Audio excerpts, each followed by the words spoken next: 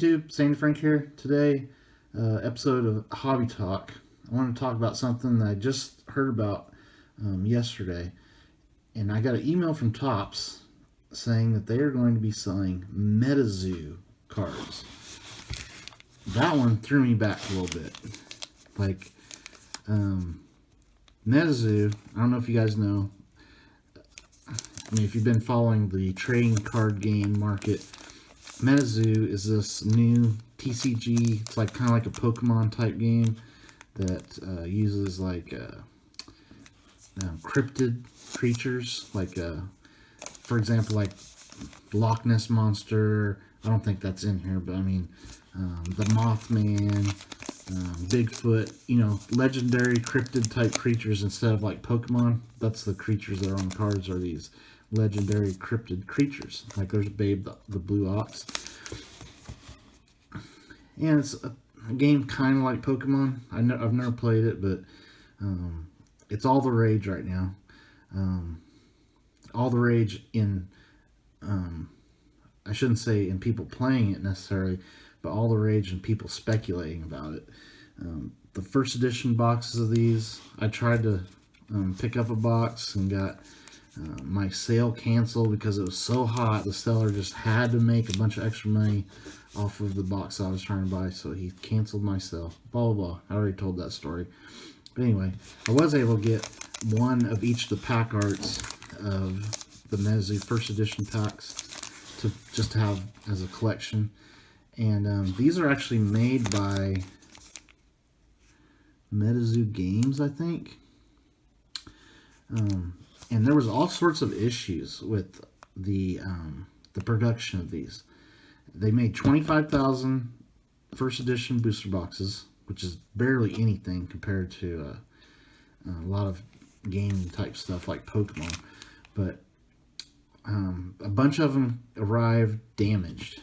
Like they got shipped from overseas and arrived damaged. And they didn't have shrink sleeving on the boxes, blah, blah, blah. They had to do that. I don't know if that's normal, but they got the shrink sleeving on them afterwards. But anyway, there was a lot of issues, and the distribution of it was terrible. Basically, it seemed like scalpers controlled the whole market pretty much, at least from my point of view. I looked all around for boxes. I couldn't get any. And by the time I was able to get one, it was 5 times the price that it was supposed to be. So I was like, no thank you. Anyway, I did get a set of the pack arts, so I'm happy with that. And I've kind of just forgot about them since then. But when I got the email today from Topps saying they were going to be selling MetaZoo boxes, that, like, and it said Series 0. Not sure what that meant. But it had the Cryptid Nation logo and all that sort of stuff on it. And it had the MetaZoo logo. And it's going to be a one pack per box product of 10 cards. Which, that just seems crazy too. This is definitely Topps looking to make some quick bucks on something hot. But it's very interesting that they have the backing of MetaZoo and have apparently got some sort of licensing agreement with MetaZoo. Now, you might say, why? What are these cards? Are they game cards? Well, from the pictures I saw on the email, it looks like they're similar to this. Like Topps back in 1996 or 7 or something like that. I'm not sure. Let's see, this has a date on it. This is 1998, I think. They put out Pokemon cards. These are actually made by Topps. They're basically like character cards, like to collect character cards. You can still get them for pretty decent prices. They haven't like gotten super expensive, but they're not like actual Pokemon cards. They're just character cards of the Pokemon cards. And this kind of reminds me of kind of what I was seeing from the MetaZoo Topps boxes, like they're character cards, not really game cards. And then I bet you they probably do, just like with Topps, they'll probably do some foil versions of cards. Watch, in another few months, they'll come out with the Topps Chrome MetaZoo, just like they did with Pokemon, just like they do with everything. So that's interesting. And what's more interesting is that it's going to be a lot harder for these scalpers and stuff to control this product if Topps, depending on how Topps sells it. I'm gonna keep an eye out for it. I might pick up a box of that. I hope they sell it just off of Topps website, because then don't have to go through a distributor or anything to get one, or through a secondary seller. Just to put away.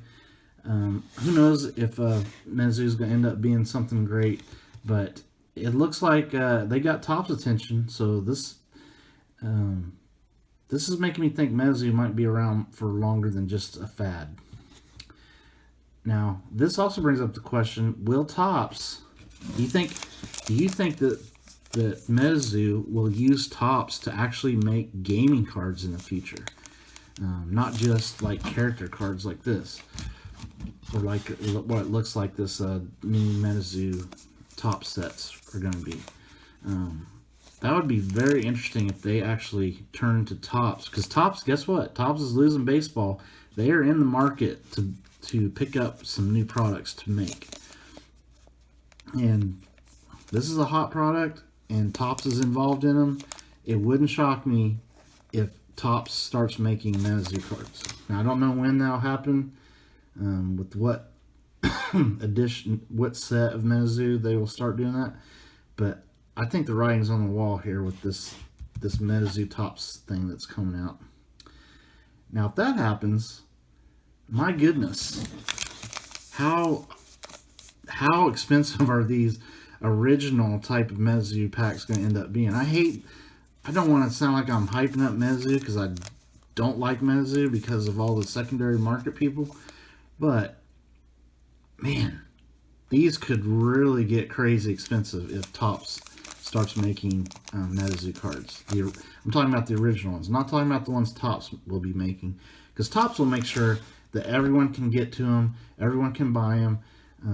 They'll make sure they print plenty and distribute it to a wide, whoever wants them will be able to get them. These, if you wanted them, you weren't necessarily able to get them unless you paid the ridiculous secondary market prices. So there just wasn't enough of these for the initial demand, I think. And it's kind of like Pokemon, when they started, they were printed by Wizard of the Coast. Now, Wizard of the Coast printed the crap out of those early sets. Mezu did not print the crap out of this. It was very limited. But all those Wizard of the Coast sets have definitely become more scarce, and especially after Nintendo started printing them, and Wizard of the Coast no longer printed them. So it has me very, like, are we seeing history repeat itself with card games? It's all going to depend on, is Mezu going to be popular to play, I think. If the game sucks and is no fun, it might die. If people start playing it and are enjoying playing the game, Mezu could be around for a while. And especially if Topps starts making their sets and gets into more people's hands. Like, there's a bunch of people probably never heard of this and have no clue about it. But if Topps is making it, more people are going to find out about it. You might find a pack of Mezu at Target, or at your local hobby shop or whatever. More people are going to see it. More people are going to play the game. It'll rise up in popularity. Very curious. But then you might be saying, well, yeah, Topps can make character cards. Whoopie-doo. They can't make playable game cards like TCG game cards. Well, I present to you this exhibit. This is an example of a playing card that Topps makes. Now, Gypsy Queen every year, it's not really a playing card, it's a Tarot of the Diamond card, but it's very similar to like a Mezu card. You just have, you have this side and you have the back side of the card.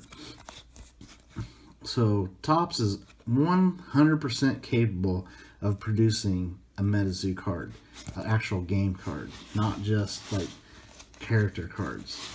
So this is going to be very interesting to keep an eye on, and I'd love to hear you guys' thoughts on this. Whether you like Mezu or don't like it. I personally don't like it because I hate what the secondary market has done with it. But this has me interested. If Top sells them, produces new sets, I actually think I might have a shot to get some of them. And I'm sure Mezzu will tell them we want to do a first edition and then an unlimited edition. So you might be able to get the product out of the hands of the scalpers into the hands of people that actually want to buy them and open them and enjoy them. So definitely something to keep an eye on. Do you guys think, is this something Topps is going to turn to? Since they're losing baseball after 2022, will they be making like stuff like MetaZoo? They're definitely not dying. They're not laying over and dying. I'll give that to Topps. They're figuring out how are we going to survive in this upcoming age. I don't know if you've been watching, but they're producing like prospect basketball player cards, players that are not yet, drafted and stuff in the NBA. They're also producing lots and lots of soccer products. And as you know, 2022, the World Cup's going to be going on. That's going to be huge. And Topps has their hands in all of that stuff. So very interesting seeing what Topps is up to right now. And this next few years of card collecting is going to be crazy. So thankfully, there's lots of sources to keep up with all the news. Not just my channel is very small.